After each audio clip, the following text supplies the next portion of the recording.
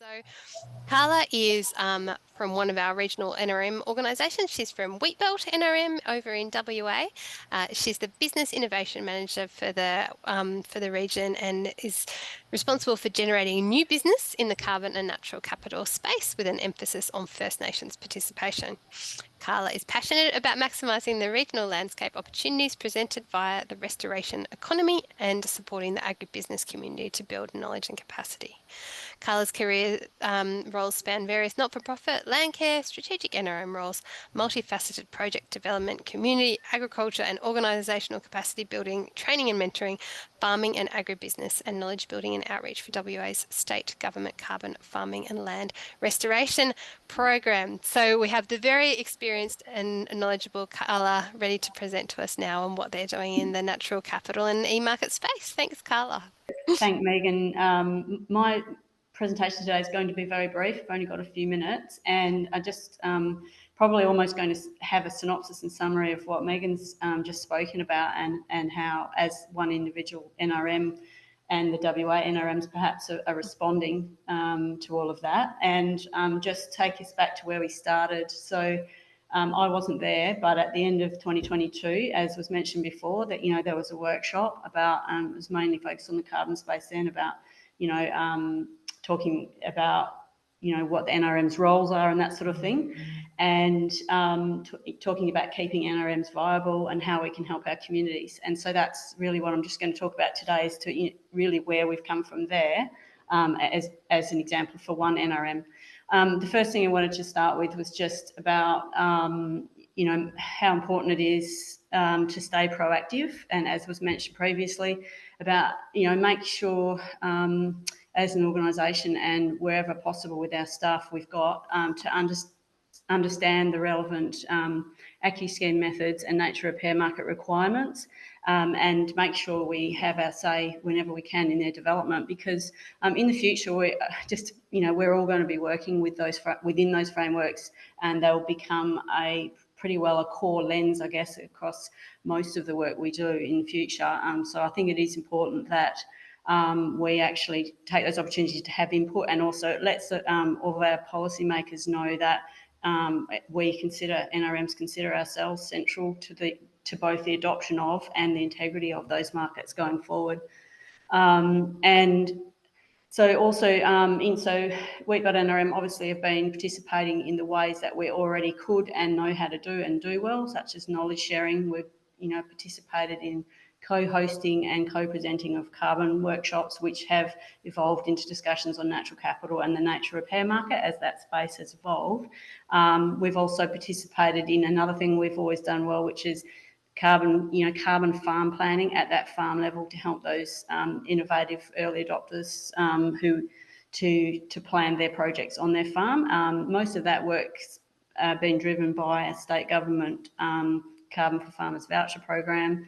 So there hasn't been yet a lot of demand for individual landholders to sort of pay a fee to have that work done. But there's certainly a lot of interest being generated by the voucher program.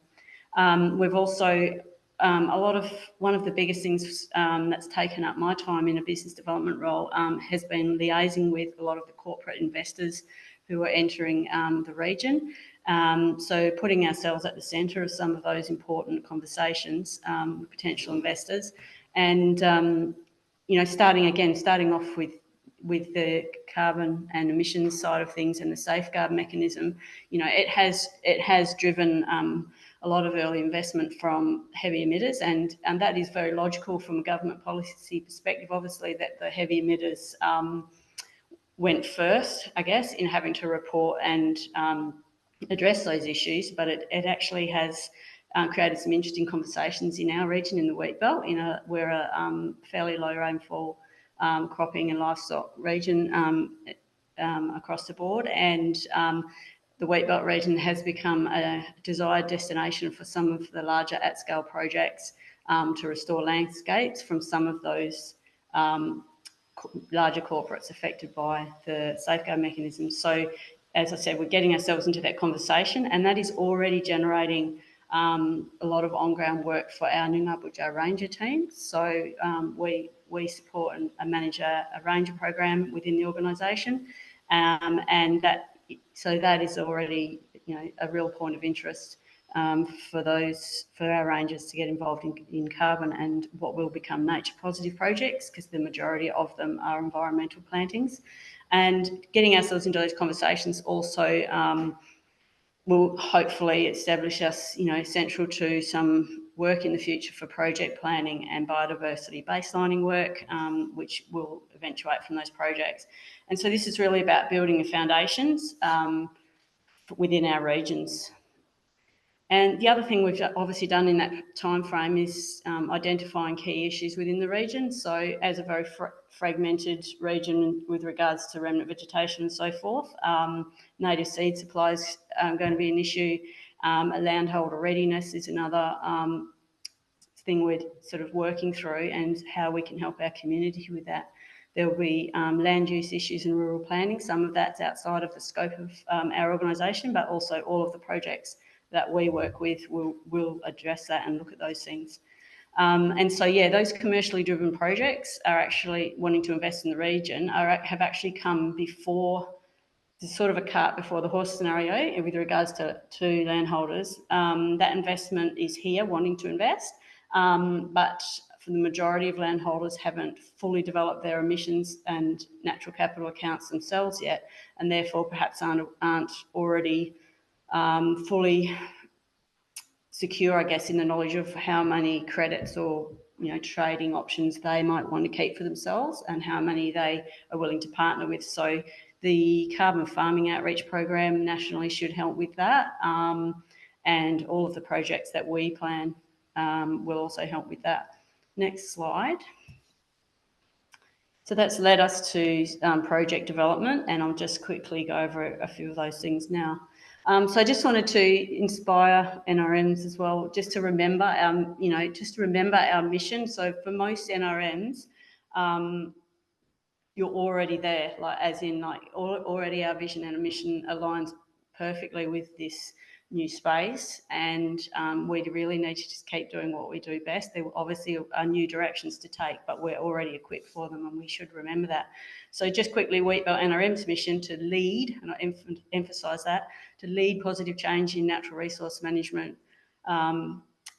through the creation of respectful partnerships, innovation and community actions. So we're building that foundation for action. And just quickly, some of the projects that I've been working on behalf of the organisation, and these aren't fully funded yet, so we are working in a trust position of having faith that the resourcing and funding opportunities will come if we've developed some good projects that reflect good planning in our region, and that we've identified any sort of issues and barriers and resources such as the seed supply, and helping to unpack this space for our landholders and community.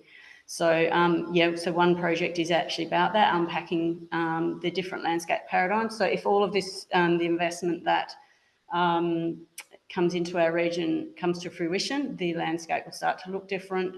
Landholders to engage with that are probably going to want to unpack some of that economically, even at paddock scale, about what that means in the landscape. Obviously, we're looking at the bigger picture as well, the regional scale, trying to develop some natural capital regional scale accounts. Developing a project about native seed supply, looking at all the vegetation that's already out there. That's one way to make good use of existing plantings, if they were good biodiverse plantings that have evidence of their seed, local provenance of the seed that was used in them. And we have a lot of that data. So that's about evaluating to the data and investment that, has come from the government over the last several decades, and actually starting to bring that together now to be used in this space. And obviously, as I said before, we've got work coming in for our ranger program.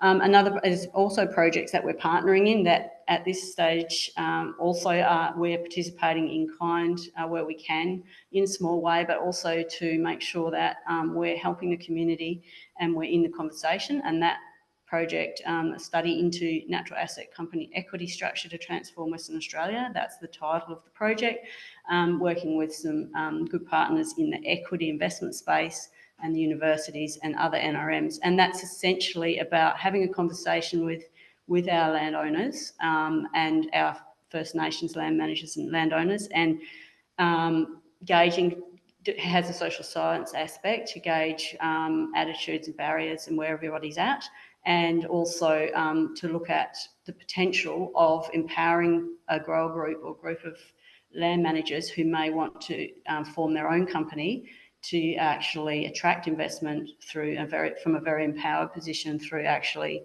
just saying, okay, we're here, we're doing this, we're managing our assets here, would you like to invest in it? And that will be very interesting. So we watch that space. It's to be launched very soon.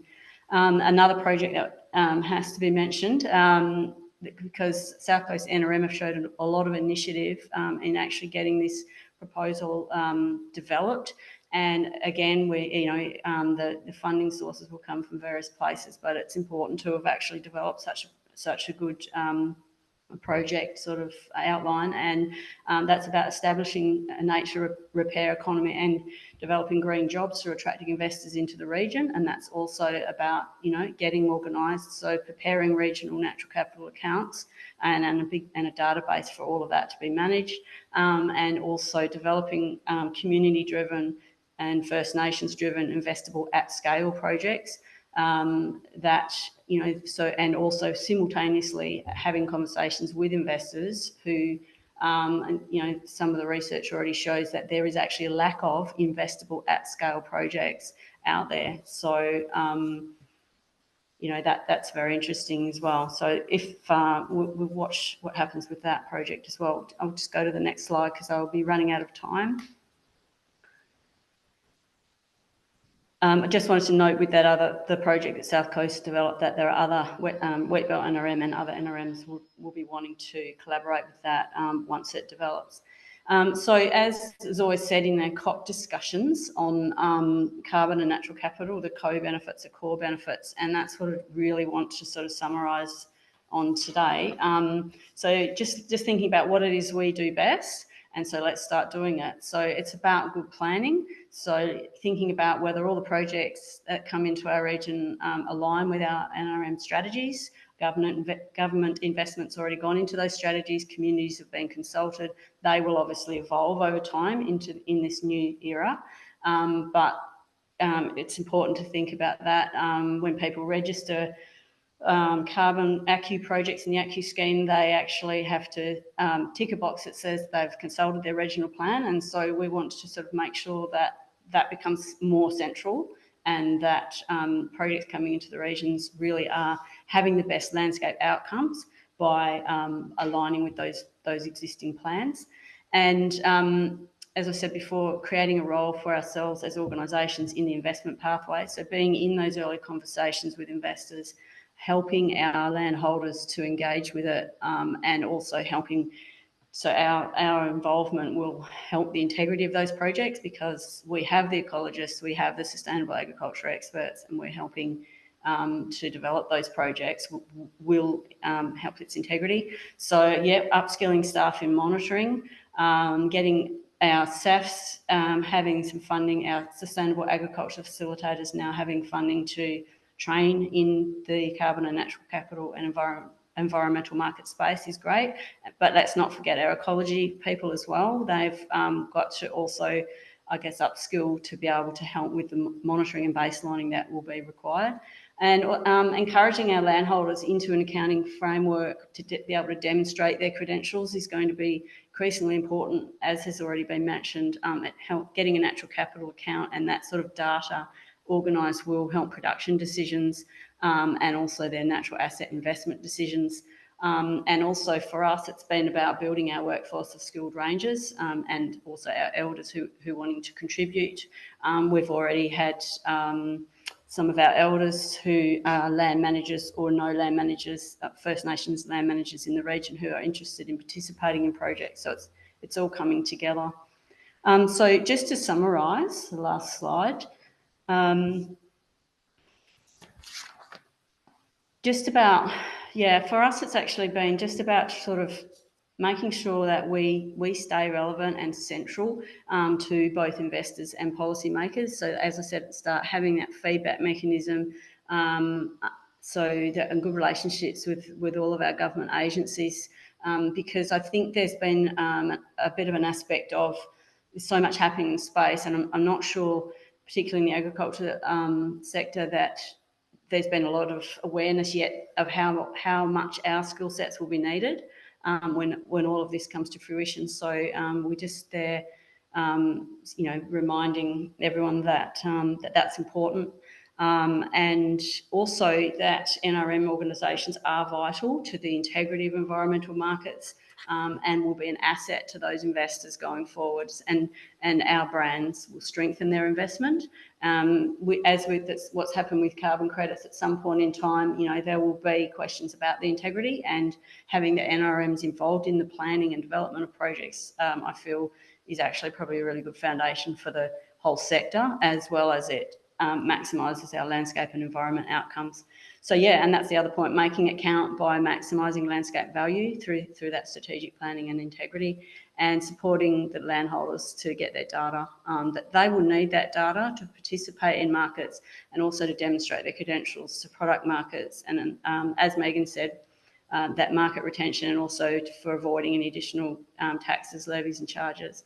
And as with all of the projects that we're developing, they all have a strong social science aspect, I guess, where we're actually, surveying landholders. They might get a bit over surveyed in the next couple of years, but just to understand what their drivers really are, because while we're here actually talking about all of this, our landholders may not actually be thinking about trading schemes or anything like that yet. They're probably thinking more about the cost savings, and that will be a very individual basis, I guess. But they might be thinking about the cost savings, the asset value, market access, and for their product, avoidance of levies, and also in a drought season, just putting in this year's crop. So it's important to actually really maintain that strong connection with our landholders. And that's really all I wanted to say. I guess it's really just about doing what we do best and starting that now.